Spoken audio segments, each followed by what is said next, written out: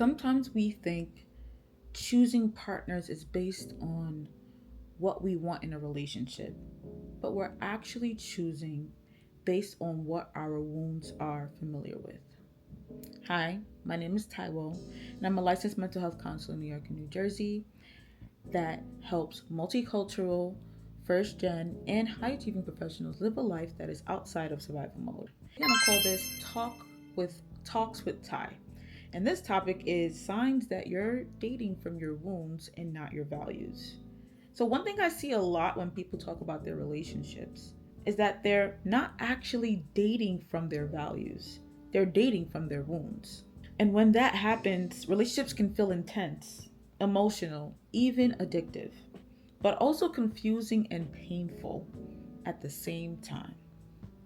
You might find yourself asking questions like, why do I keep attracting the same kind of person? Why do relationships start off amazing but end up hurting me? Or why do I feel drawn to people who aren't actually good for me?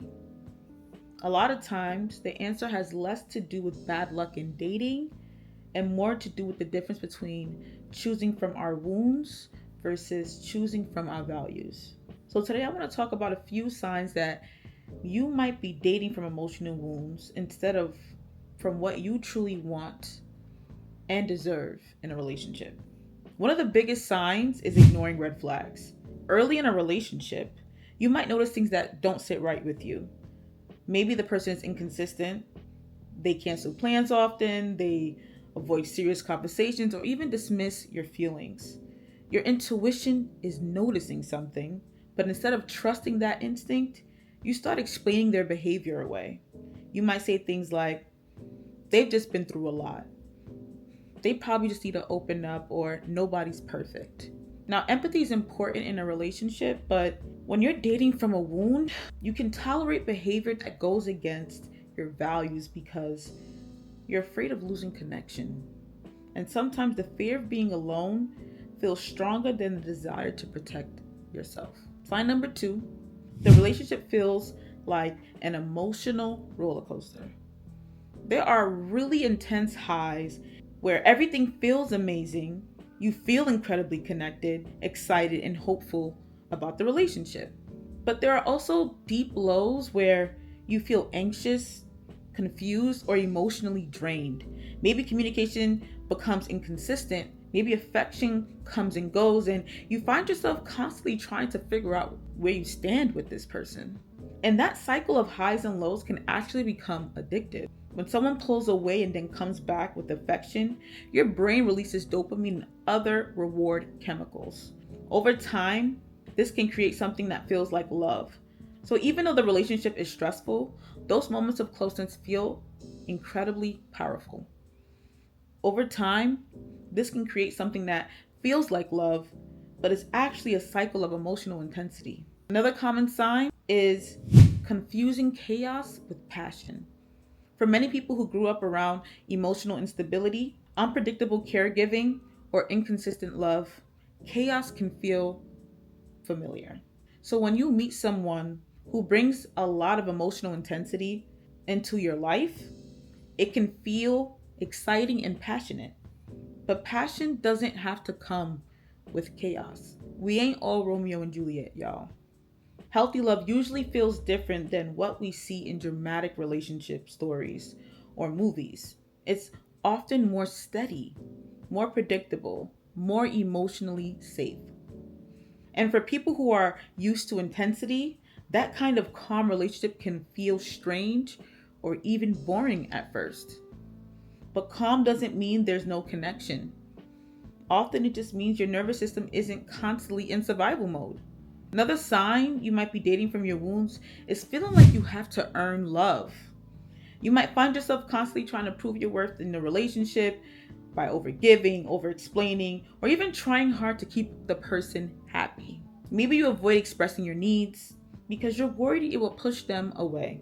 Or maybe you feel responsible for fixing their problems, supporting them emotionally, and holding the relationship together, signifying codependency. But healthy relationships don't require constant proving. When someone truly values you, Love doesn't feel like a performance, it feels like acceptance. One of the most powerful things trauma does is shape what is familiar to us. Our brains are wired to seek what feels known, even when familiarity isn't healthy. So, if your earlier experiences involved emotional distance, criticism, inconsistency, or instability, you may unconsciously feel drawn to partners who recreate those dynamics. We call it trauma reenactment or repetition compulsion. And it's not because you want to suffer, it's because your nervous system recognizes the patterns. It's familiar. And the familiarity can sometimes feel safer than the unknown, even when the unknown might be actually healthier. The good news is that once you become aware of these patterns, you can start to shift them.